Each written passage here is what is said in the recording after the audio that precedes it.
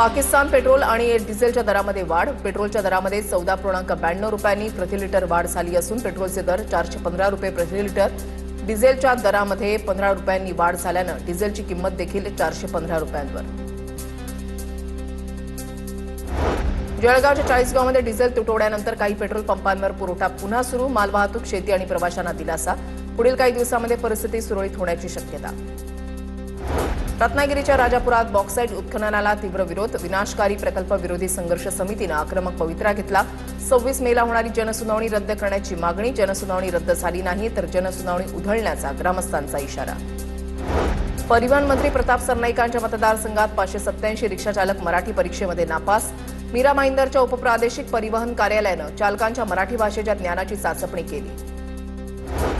पुण्यामध्ये महिला आणि बालकांच्या तक्रारींवरून तत्काळ कारवाईचे आदेश। पोलीस आयुक्त अमितेश कुमार यांचे सर्व पोलीस ठाण्यांना निर्देश। नसरापूर घटनेच्या पार्श्वभूमीवर संवेदनशीलता आणि तत्परता दाखवण्याच्या सूचना। राज्यामध्ये तब्बल 487 शाळा अनधिकृत असल्याची धक्कादायक माहिती समोर। मुंबई विभागामध्ये सर्वाधिक संख्या। या शाळांपैकी केवळ 76 शाळांवर बंदीची कारवाई तर 111 शाळांच्या विरोधात गुन्हा दाखल। मान्सूनच्या पार्श्वभूमीवर विद्यार्थ्यांच्या सुरक्षिततेसाठी शाळांचे स्ट्रक्चरल ऑडिट करण्याचे आदेश।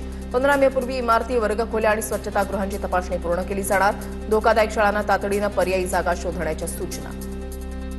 पुण्यातील 36 धोकादायक वाडे आणि जुन्या इमारतींना महापालिकेच्या नोटिसा। मध्यवर्ती भागातील इमारती राहण्यास अयोग्य असल्यानं रहिवाशांना तातडीनं घरं रिकामी करण्याचं आवाहन। दुर्घटना टाळण्यासाठी प्रशासन सतर्क।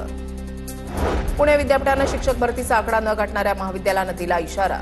निकष पूर्ण न करणाऱ्या कॉलेजची प्रथम वर्ष प्रवेश प्रक्रिया यंदा रोखली जाणार। या नियमावलीमुळे शिक्षण क्षेत्रामध्ये मोठी खळबळ माजली आहे। माहिती भरण्यासाठी विद्यापीठानं 18 मे पर्यंत मुदतवाढ दिली। 11वीचे वर्ग 1 जुलैपासून सुरू होणार। 11वी प्रवेशासाठी केंद्रीय ऑनलाईन प्रवेश प्रक्रिया वेगानं सुरू। विद्यार्थ्यांना सुरुवातीच्या फेऱ्यांमध्ये प्रवेश मिळत नसल्यानं अतिरिक्त फेऱ्या, विद्यार्थ्यांचं शैक्षणिक नुकसान टाळण्यासाठी ही प्रक्रिया राबवली।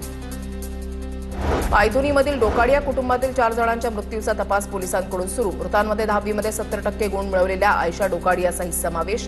या सामूहिक मृत्यूचं नेमकं कारण अद्याप अस्पष्ट। मुंबईत अवैध लिंगदान रॅकेट प्रकरणी आयएमए महाराष्ट्राचे माजी अध्यक्ष डॉ. रवींद्र कुटेंना अटक। अहिल्यानगर आणि पुणे परिसरामध्ये पसरलेल्या रॅकेटचा तपास सुरू। या प्रकरणी पोलिसांकडून अधिक तपास सुरू।